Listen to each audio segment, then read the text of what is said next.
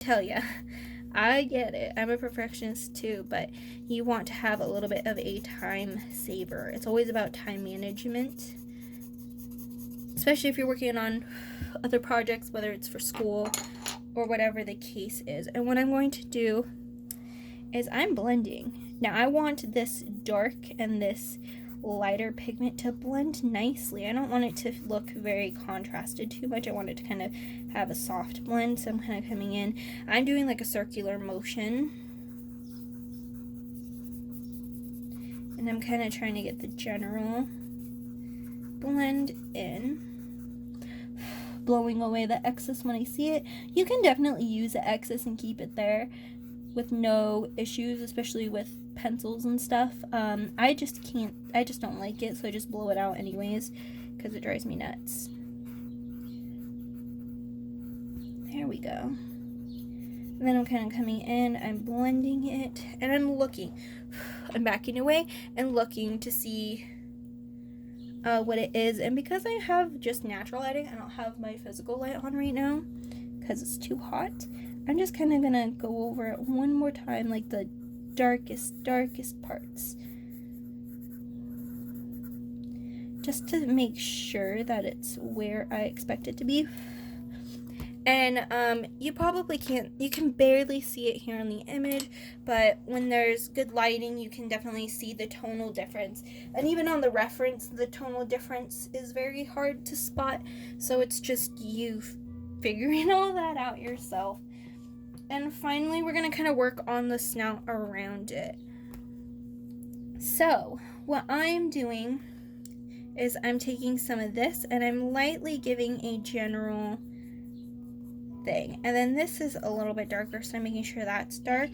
And I'm just staring at my reference while I'm doing this, and I'm trying to make sure that I have the right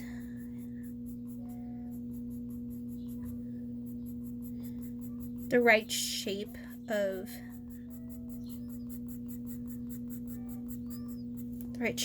this. So I'm taking a tortillon and I'm filling in this space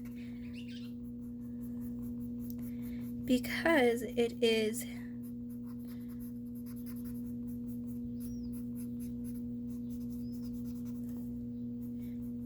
kind of, he's got a little bit of dark fur coming from his mouth. So that is what I am working on.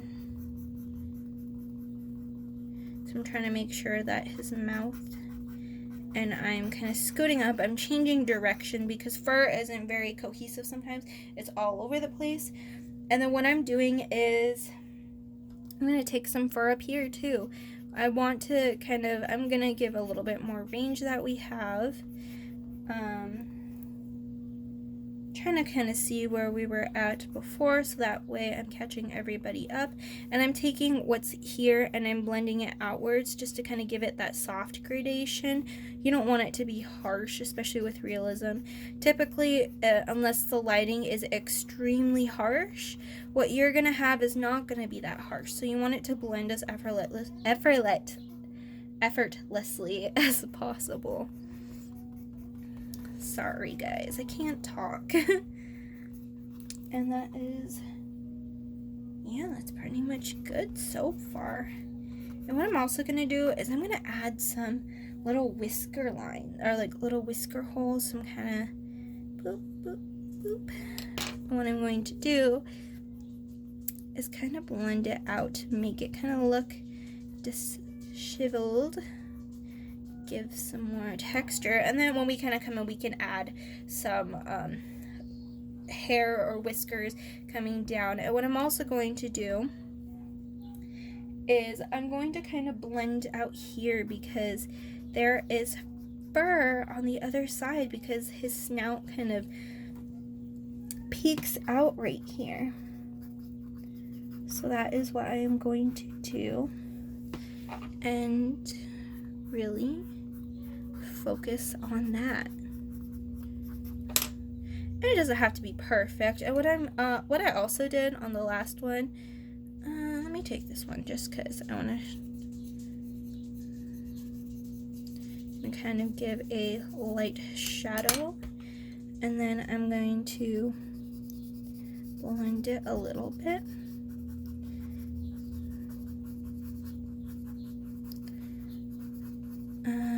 And then kind of come up here and blend it as well. Just kind of trying my hardest to kind of keep some fur. Alright, let me see how far we got on there.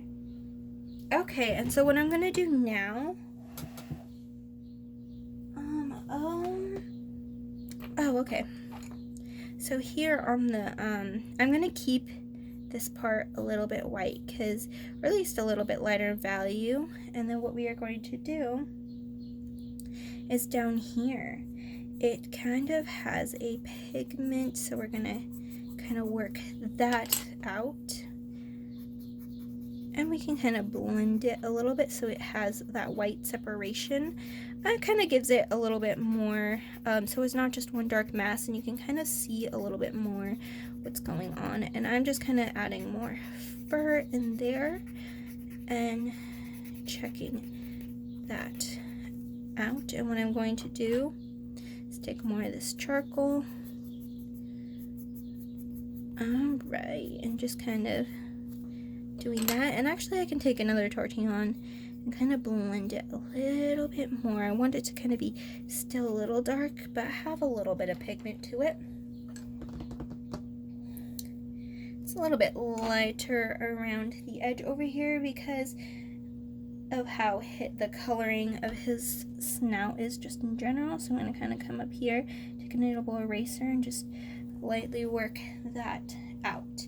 What I'm also going to do is I'm going to take the time to draw some teeth. Now, I'm going to kind of show, this is the gum line, like the outside of his, of himself, and then the gum line kind of comes down like that, just to give me a general idea. And what I'm going to do is I'm going to quickly sketch in the teeth. Let's see if I can kind of move this and angle it to where you guys can see a little bit better.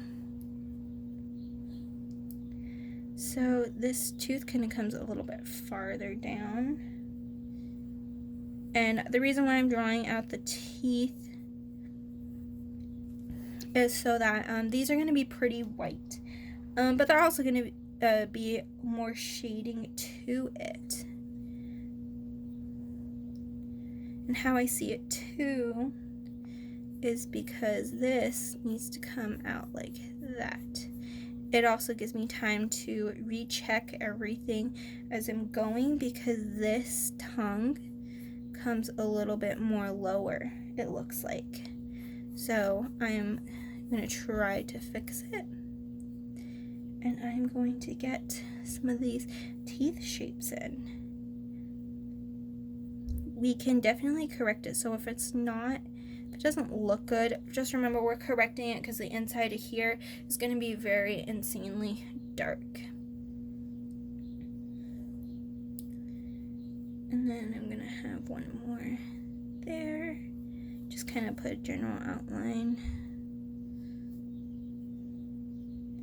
And then I'm going to have one more tooth kind of come up here maybe. And if I gotta fix it, I'll fix it. But for right now, that's what we're working with. And I'm also gonna divide the tongue because I want to show. And see how I put the curvature on there?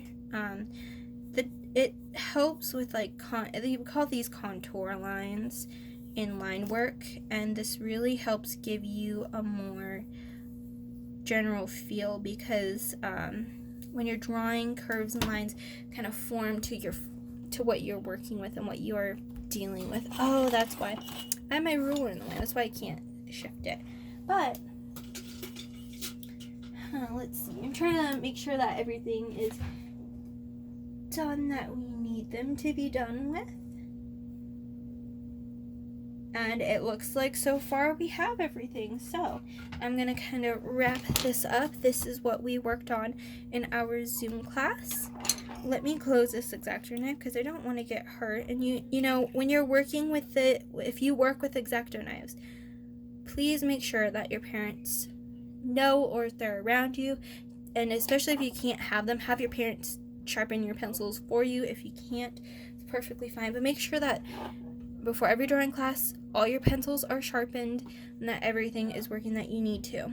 So this is what we finished working on, and I will see you in the next class.